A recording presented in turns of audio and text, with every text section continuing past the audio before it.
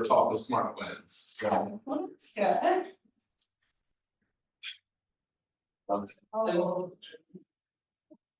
you know, what I like to do with the higher level hiring like this too is not just spend the whole time on like the nitty gritty of like how to make a smart plan, how to create an email campaign, but also look at the broader like strategies behind what you're doing and best practices for it, so that you're not just you're getting the information, but you're getting it in a useful context instead of just in a bubble.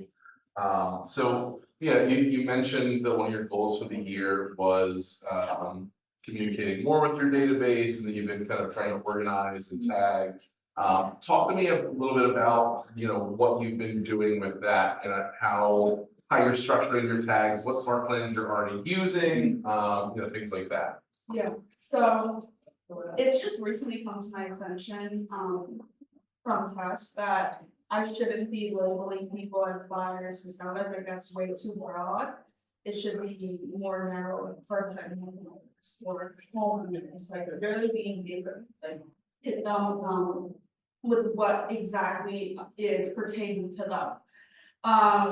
So those are my favorites. In terms of emails, I have sent one email at the beginning of this year, and it has been on my weekly to-do list time and time again. But I mean, this really just isn't like as good as an excuse for it. I just haven't been prioritizing it. I'm like already the third quarter, and that's scary. So yeah. I cannot be disorganized because my touches will be a text or a call to people that I'm actively working with, and I need it like my SOI. Yeah. Well, and what you'll find is that the tagging and the smart plans and all the communication goes hand in hand. Like tagging is the right first place to start. And as you come up with your system for tagging, that kind of informs what's Thank you guys for coming. Appreciate it. That kind of informs what is the best way to communicate with the different groups. Because when it comes to smart plans, what I usually recommend is that you have one or two kind of very broad, I kind of call them structural smart plans, like an overall 36 touch plan that you could just slap everyone on, but then supplement that with things that are very specifically valuable to them. Not close that door again. Thank you. I don't know why you reopened it, but So You want to put a piece out there and do a whole come in. yeah, you know, I'll toss the pizza out onto the little You want to just. oh, You know what I mean? Because otherwise you're gonna keep coming in and grab it.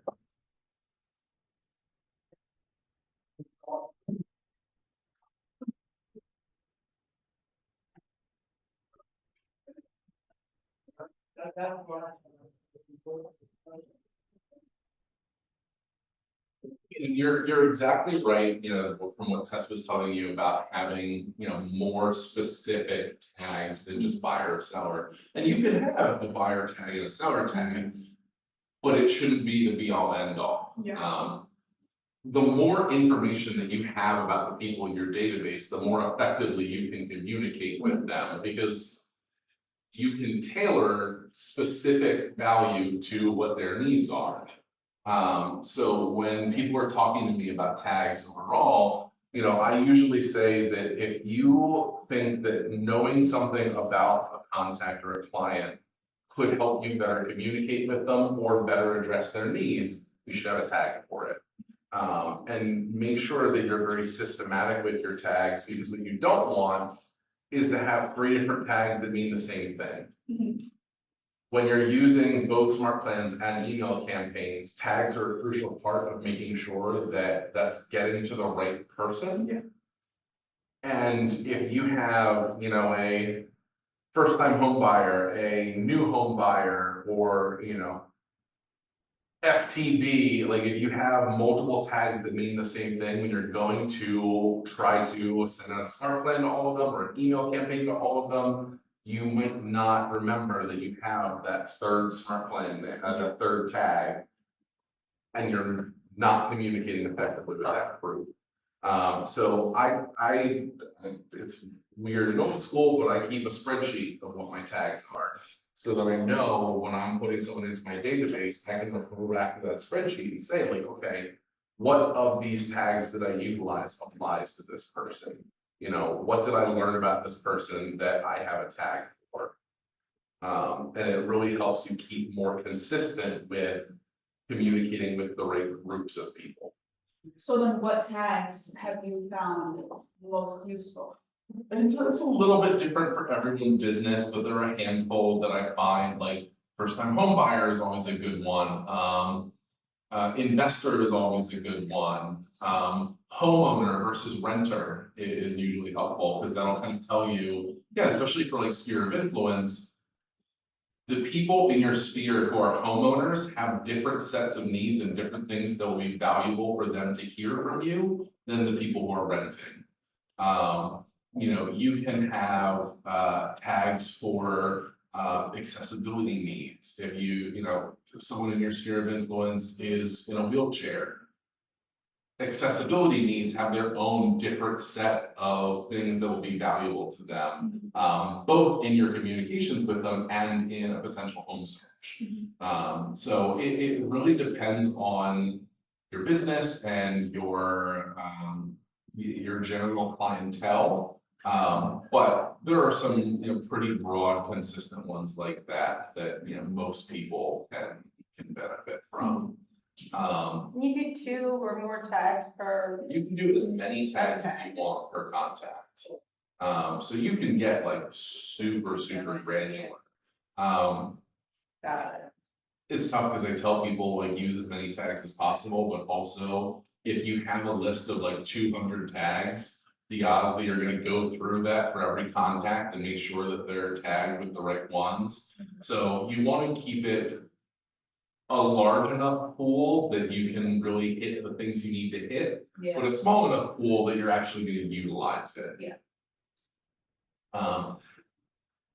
And when it comes to smart plans, use tags as your triggers for your smart plans, because that way you don't even have to think about it. You don't have to do 2 things, you do 1 thing. You have to make sure that you're tagging your contacts appropriately, and that's it. The moment that tag hits them, if you have an investor tag and you have an investor specific smart plan, all you need to do is put the investor tag on them and it's going to start running that smart plan. So you don't need to do multiple things. And if they have 2 tags, they could have 2 different smart plans running. Okay. Yeah, and that scales out ad infinitum. So you can have 50 tags, and they're all triggering different smart plans. Yeah. How do you connect that, make that association, that tag, and everything? So when you go into your smart plans, I have so many demos here, so instead of creating a new one, I'm just going to edit an existing one. So once you have created and saved a smart plan, you can add a trigger to it, and that's over here. Yeah. Okay. And you can select up to 10 tags per smart plan. So you can have 1 smart plan that triggers for, so again, maybe you have, instead of a buyer tag, you have a first time buyer tag, you have an investor tag because investors are buyers. And you have, 3 or 4 other tags that apply to different things, but at the end of the day, they're all buyers. Yeah. But you have a smart plan that sends out information on, interest rates and loan programs and other things that are useful to buyers. You can have multiple tags all trigger that same smart. So I think my issue a lot of times when it comes to sending out emails through command is you're not really able to, or maybe it's my ignorance in this. You're not really able to customize it in the same way that you're able to if you were to use like Merchant for something of that sort, and like the emails that are actually shown is directly related to your email, and you're not able to change that. I don't know if that's true or not. So you can change the email that displays in the reply to email. That's in your settings. So I'll jump out of, So if we're sending it, it always has to come directly through, because it's like an agent mailer, like 3788. yeah, so that is not changeable, but what it displays as is gonna be your name, and then when they reply to it, it will reply to whatever email you select. And you can go to your settings and then scroll down to command email and then hit manage. And then you can change again what that display name is, what that sender name shows up as, and then what email it's gonna reply to. Yeah, because of the way that mass emailing works from like a programmatic standpoint, it is always gonna have to come from that like really convoluted, but knowing that, that's why you can have a display name, so it's not gonna show up in someone's inbox as, you know, mailer Damon 3597, like it's gonna show up as your name, or whatever you choose to put in there. I think another one of my concerns with command is I've heard that if one person reports your email as spam, then you have to go over your process to backtrack. So it's not one person, you know, there's, as with anything, any mass emailer, if enough people are marking your stuff as spam, the email providers themselves are gonna start to flag you. And you know, you can end up in a situation where your KW email, which runs through Google, where like they'll say that you violated your terms of service, etc. The best thing that I can recommend to avoid that is to make sure of two things. One, that you're setting an expectation with the people that you're gonna be communicating with, that, hey, I'm gonna be reaching out to you via email. And two, that your emails are always providing either connection or contribution. Okay. And what I mean there is, you know, your emails shouldn't be the same emails that we get 1,000 of every day. Like the number of agent emails that I get just having been in the real estate industry for, you know, at this point, 2.5 years, not a long time. I still get so many emails from so many agents who don't know me, that I've never talked to, and there's no value there, there's no connection there, it's just spam. And that's why it gets marked as spam. When you set the right expectation and then the things that you send are either connecting with them, you know, and this is more for the people that you already have a relationship with, connecting with them or providing value, you're not gonna get marked as spam. Yeah. And it's something that I talk to agents about all the time. So I was coaching an agent in our office who does about $11 million a year in volume. And he's trying to like take his business to the next level. And you know, I always kind of start off by talking about database, because someone's asking me how to grow their business. And I was like, all right, well, how many contacts do you have in your database? He says about 15,000. I said, okay, great. You should never want for business. You have 15,000 people in your database. You should have as much business as you could possibly want to handle. How many of those people would actually recognize your name if they come in? Maybe about 2,000 of them, which is still a large database to work with, but 2,000 out of 15,000 means that he had 13,000 people that for all intents and purposes, everything he sent them was spam. And he had a great system in place, he was sending things out very systematically, very regularly. The content wasn't even that bad, but they don't know him, so why would they open an email from him? What's the point of that? So what I told him to do is, you know, he and his team for the next like couple weeks, all of their lead gen is going through those 13,000 people and making phone calls. And the script is really simple. It's just, you know, hey, this is JP Helk from KW Empower. You know, I'm not sure where I got your information, but you're in my database. And instead of spamming you, I wanted to connect with you. And I know you're not looking to buy or sell right now. I just wanted to know if it would be okay if I send you some things that I think would be valuable to you every now and then. And then hopefully when you are ready to buy or sell, I'll have earned the right to help you out with that. Is that something that would be all right with you? Okay, I like this. And most people will say yes. And now you've set the expectation with them, so you're not spamming them anymore. And the people that say no, you can get out of your database because you're never going to do business with them and there's no point for them to be in your database. And you don't have to feel badly about that. Yeah. It's just a fact of life. Not everyone's going to do business with you. So one of the first things that I encourage people to do is truly make sure that the people that you're communicating with know who you are and know that you will be communicating with them. That's going to drastically decrease the number of people who mark you as spam or unsubscribe. It's going to drastically increase the number of people who open your communication, who click on the things that you send them. And a lot of times making those phone calls, he came back to me a week later and he said, we got 13 appointments out of making those phone calls in a week. Now, again, they had a huge spot that people would call, and I don't think they called all 13,000 or whatever it was in 1 week, but that conversation could very easily start like, oh, you know what? I was thinking of doing X, Y, Z thing. And one of the reasons that I structured the script that way is because there's a couple things in there that you're doing that are kind of disarming that like sales shield that people get.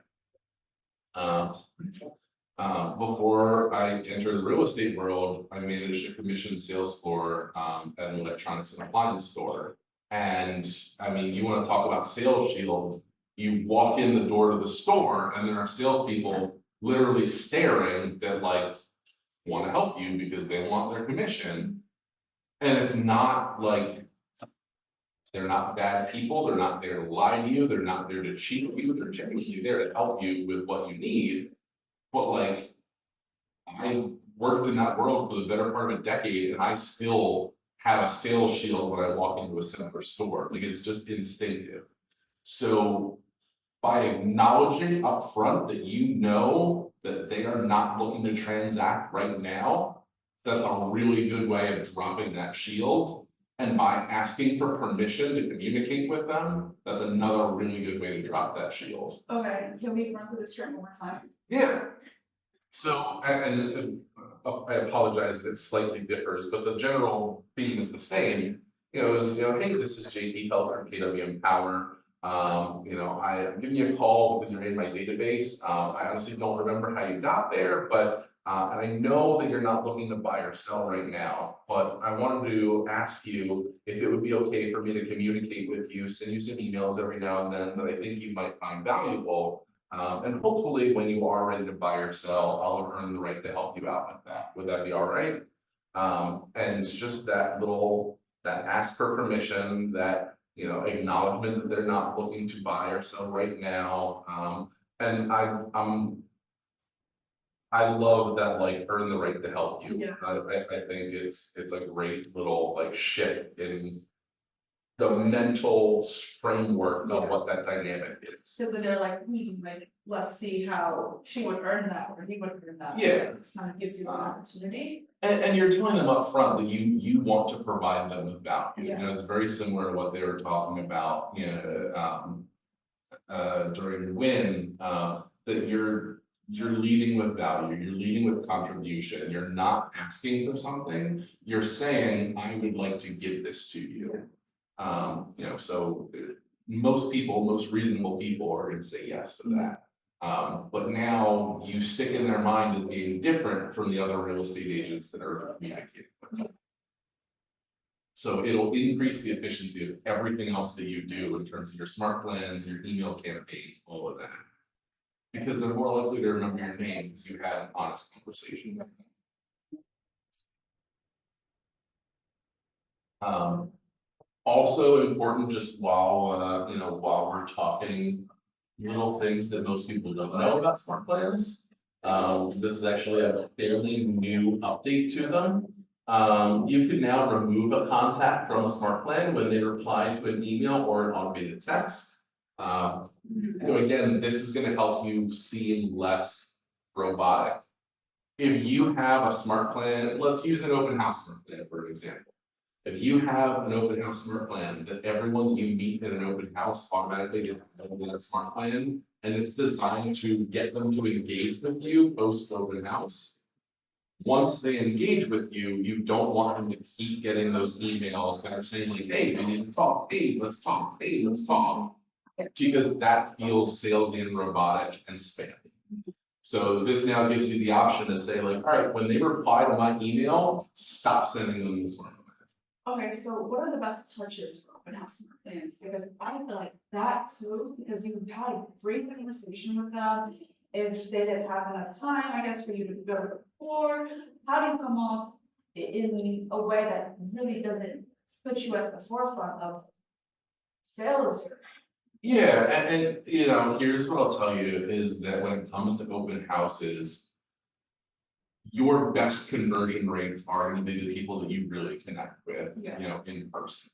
That's just, there's no getting around it. There's no magic smart plan that's going to be as effective as you really making a good impression, whether in front of you. But generally speaking, and this is true of open houses, this is true of internet leads. I mean, this is true of pretty much any lead generating activity. The most quickly you follow up and the most consistently you follow up is going to be your keys to conversion. You want to make sure that you're sending something out to them later that day or maybe the next day. You don't want a lot of time to elapse. You also want to be consistent with it because you don't want to send one email the next day, they happen to be busy, they go, oh, you know what, let me get back to them on that, and then they forget all about it and they never hear from you again. So the most successful open house smart plans that I've seen, it's like 5 or 6 touches over the course of the next week. It's fairly aggressive, but again, a lot of that is setting the expectation. So when you're at your open house and someone's signing in, you don't know, you have through your KW website, an open house sign-in sheet that you can use for any open house that you ever sit. If they're using that form, they have to click a button that says like, yes, I'm willing to be communicated with, but no one ever reads that fine print anyway. So it's helpful to just tell them, hey, by the way, after open houses, I usually like to follow up with the people that went through, just get some good feedback. See if there's anything that you wanted to see in the house but didn't see. I'm also an expert in the area, so I'd be happy to answer any questions about any other homes that might more meet what you're looking for. And again, just kind of set that expectation that you're going to be communicating with them, so that when they get 3 emails the next 4 days from you, it's not a shock. It's not a like, oh my goodness, I can't believe I put my real email address into this open house. It's like, oh, the agent told me that they were going to be sending me, a feedback request form or, some info on other properties in the area or whatever it happens to be. Okay. Yeah, I'm kind of restructuring my business from cold calls and open houses, and that's very, very different. Yes. Complete 180. So I just feel like, how do I make it so my foot is at least in the door, and how do I provide as much value as possible? Because what I was taught in DC was, oh, just set that like fire one-on-one afterwards. But sometimes they don't want to set an additional meeting. And I guess that's where you come in from too, when you're saying build that initial strong rapport so that they see the value. Yeah, I mean, the best thing that you can do in any face-to-face or voice-to-voice first contact is make sure that you demonstrate as much value as possible up front. So when it comes to open houses, don't just go sit the open house. Do some prep work ahead of time. Know what the comparable properties in the area that are on the market are. Know what the differences between the properties are. Know what the taxes are like in the neighborhood. Know as much as possible about things that people walking through that open house might need to know or might want to know. You're not there to sell the house that you're sitting. the odds of you selling the house that you're sitting, very low, just statistically speaking. What you're there to do is build connections with the people that walk through the house. And most of them are gonna walk through and they're gonna like the house, but it's not quite what they're looking for. And if you can show them up front, you know, you stop them and you say, you know, hey, so did you just have some quick feedback for me before you left? And they go, oh, you know what? I thought it was really nice, but you know, I think the primary bedroom was a little small.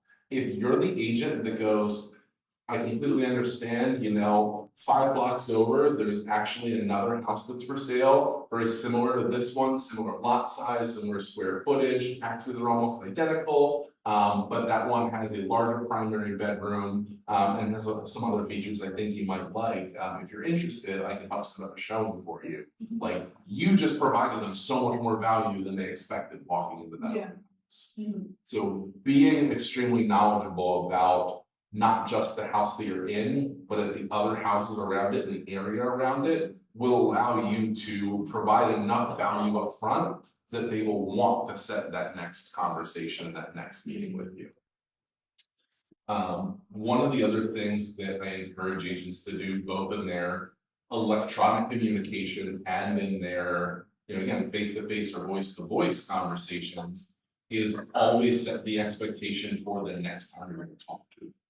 So for an open house, it might be, you know, hey, by the way, tomorrow you're gonna get an email from me. I'm gonna ask some questions about, you know, what you thought about the house. You know I asked for some feedback right now, but I kind of like to let people sleep on it and then tell me their opinions after they've had some time to mull it over. You know, just keep an eye out for that email. Anything that you could respond would be really helpful to me. So now they're looking for that communication. They know it's coming, they're waiting for it, they know that you're waiting for it. And you know, that translates so broadly across the spectrum to like down to you're about to get off the phone with someone that you're trying to convert, and you say, hey, you know, I know we talked about a lot today, and I don't want to overwhelm you, but I did have a couple more questions for you. Is it all right if I give you a call on Friday? Would Friday around noon work for you? And maybe Friday around noon doesn't work, but they'll tell you that, and then you'll figure out another time to talk, and the expectation is set for the next communication. It helps prevent that attrition. So what do you think about just calling them straight up?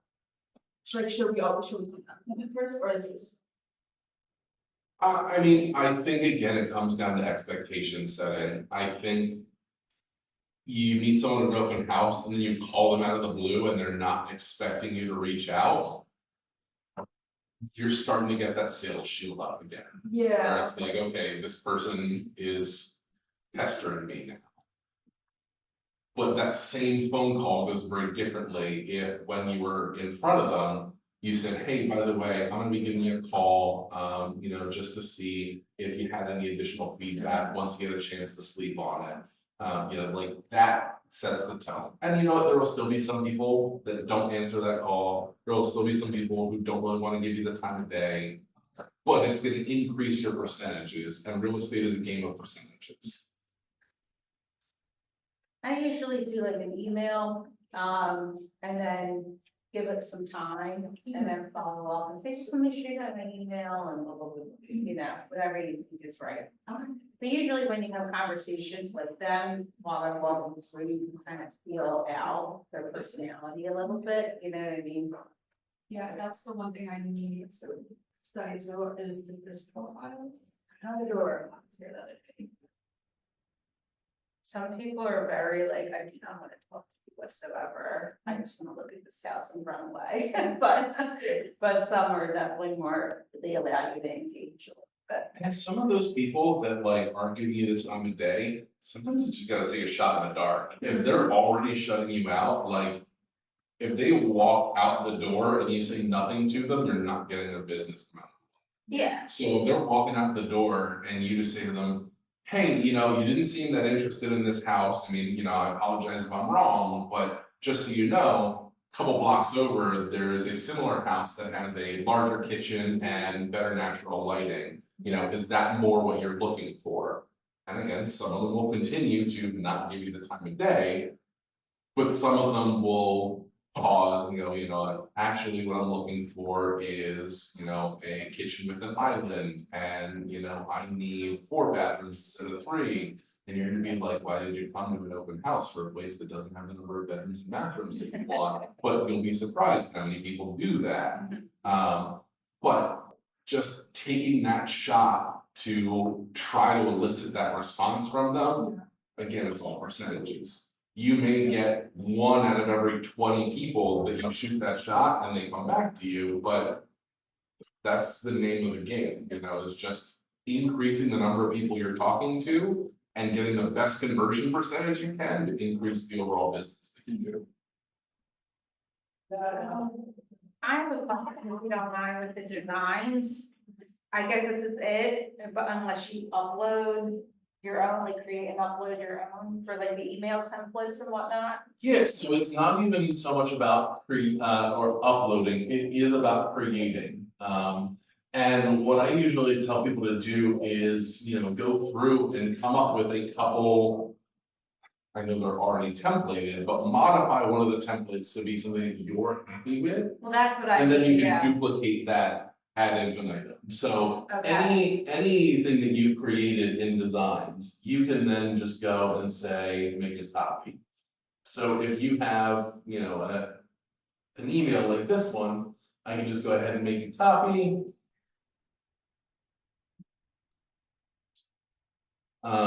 And yeah, continue to use it over and over, just change out some of the particulars.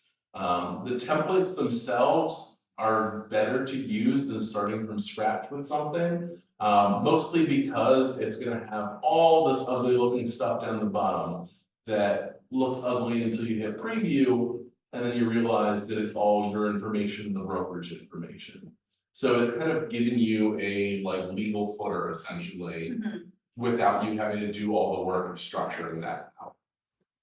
You know, and it's also gonna have, you know, nice structure with the logo up at the top, etc. And you can adjust everything inside of it. So I go back to the editor.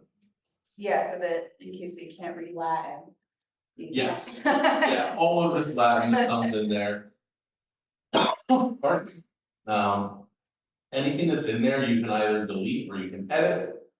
When you edit, you know, it's a plain old text editor. You also have merge fields in here. So, you know, again, Yeah. in the name of keeping yourself as far from sounding like a robot as possible, you can have it use their first name for every single person that it goes out to. But the email editors are really, really nice because there's so many different options for what you're gonna put in there. Like you can put in a market snapshot, I already have it in this. You can put in a market snapshot of a particular neighborhood. You can put in a listing block. You can have an event block. You can put in a video. You can just put in a button that takes them to, you know, another. Your images, you can be clickable with links that take them to other places. So there's a lot that you can do with these, you know, even down to like building out a newsletter. You can really build something very nice, and it's not. People ask me all the time, well, isn't it better to use like MailChimp and Canva and all these things? It's like, if you have that skill set, yes. These are designed for people who are not super tech savvy, are not super like graphically creative. They're designed for you to very quickly and easily make something that looks professional. And if you're the type of person who has the skill set and is really particular and needs it to have like the exact font and needs it to be like as detailed as, you know, sure, use Canva. But this is designed for the every agent, as opposed to those things that kind of have a higher barrier to entry. Yeah. But you can make some things that look really nice and professional. Then, like I said, once you've created it to your standard, duplicate it, change the particulars. Duplicate it, change the particulars.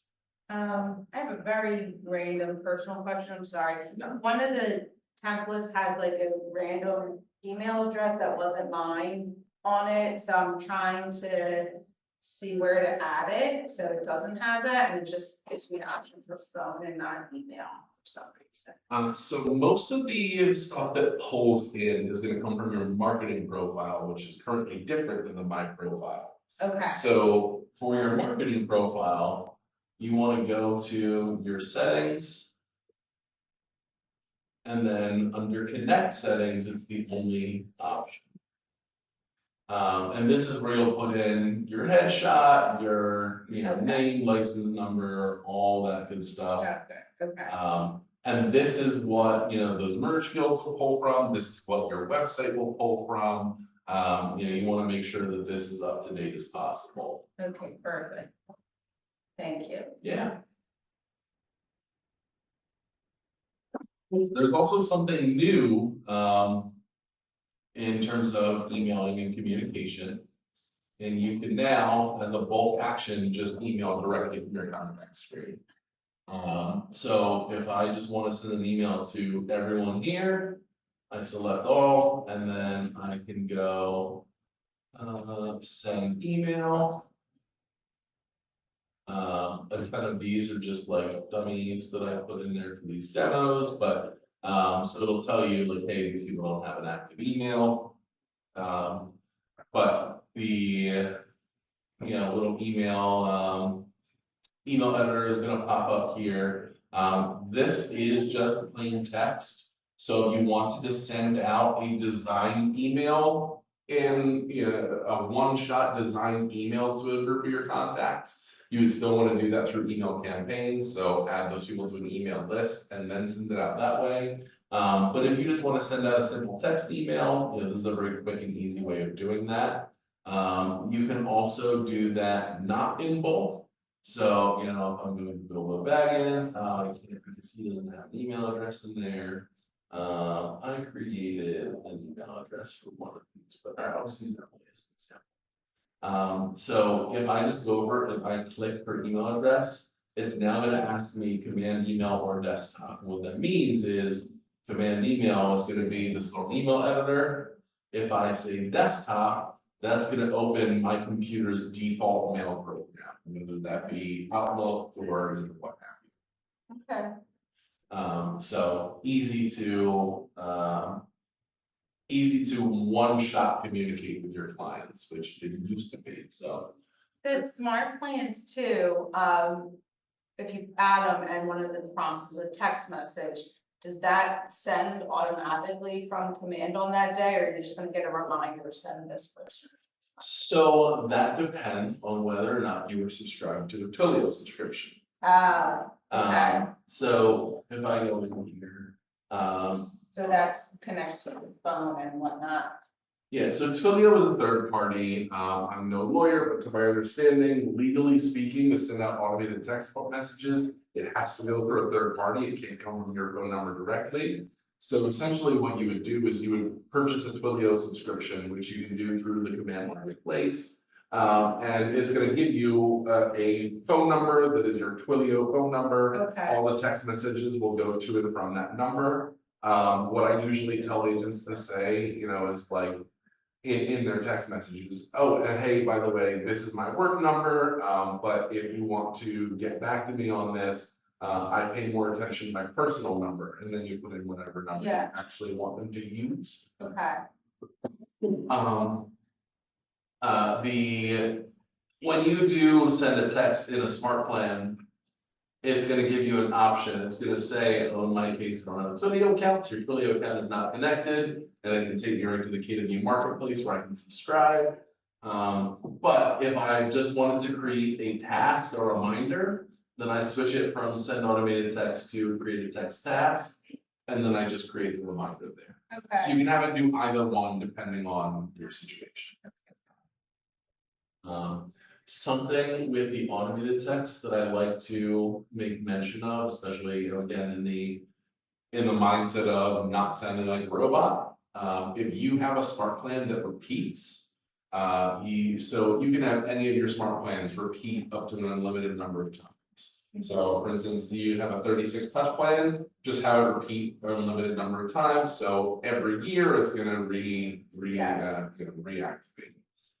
If you're doing that, you want to switch from static text type to dynamic text type. What this will let you do is add up to 6 different text message options. And then every time the smart plan runs, it's gonna iterate to the next option in the list. What that's gonna prevent is someone that you're sending your 36 touch plan out to from looking at it and going, last year in mid-April, I got this exact same text message verbatim from this agent. Yeah, I think this is automated. which will be more obvious if they haven't ever answered you and you can see. everything. Yes.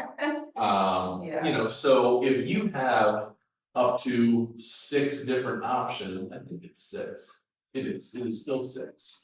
If you have 6 different text messages that it's gonna iterate through, that means it is going to be 7 years before they get a duplicate text message from you. And if someone remembers a 7-year-old text message, Yeah. you know what, you caught me. Right.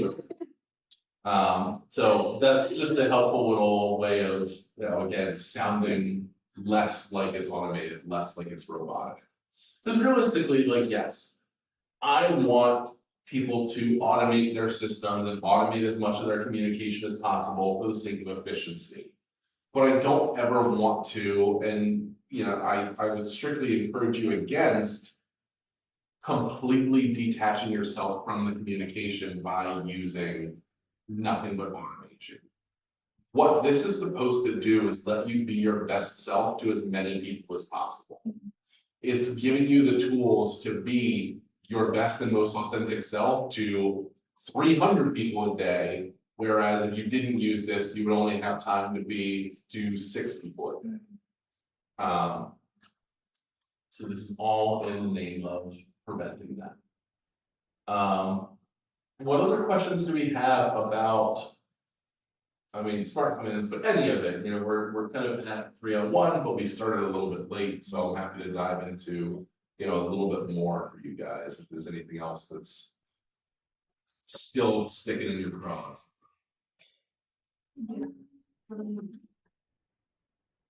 Okay, sorry, I'm talking out loud.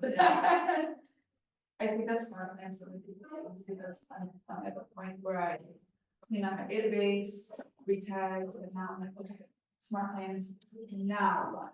Here's what I'll tell you is your best way to start, because starting is the hardest part of anything that you'll ever do. And starting with your systems is usually daunting because most people don't plan out their systems. They just kind of go in and start creating, and you're like, well, am I doing it right? Am I doing it wrong? It becomes overwhelming. In whatever way makes the most sense to your brain, because all of us operate a little bit differently. I like making flowcharts for things. I know that might make you weird, but for your visuals, it helps. Some people can do this using spreadsheets, but in whatever way makes sense to your brain, create a strategy for your system of tags, and then what your smart plans are going to be, and how those two connect to each other. And once you've built out that structure for yourself, and like, okay, all of my investors are going to end up on this smart plan. All of my sphere of influence are going to end up on these 2 smart plans. Everyone in my database is going to end up on this smart plan. Once you've built out that structure, then go in and start building the smart plans themselves. But it'll be easier because now you know not just what smart plans you're building, but why you're building them and who they're for. And it makes creating them easier because your message kind of writes itself at that point. If you're building out a smart plan for your investor clients, I know that everything I put into that smart plan has to be valuable to investors. That's fair. Thanks, JP. Yeah. And if you have any questions, issues, if you don't already know how to get a hold of me, which I think all 3 of you do. but Yes, I've passed your DOT. Yeah. Just use the link to book some time with me anytime you need. Perfect, thank you so much. Of This was helpful. course. I'm glad.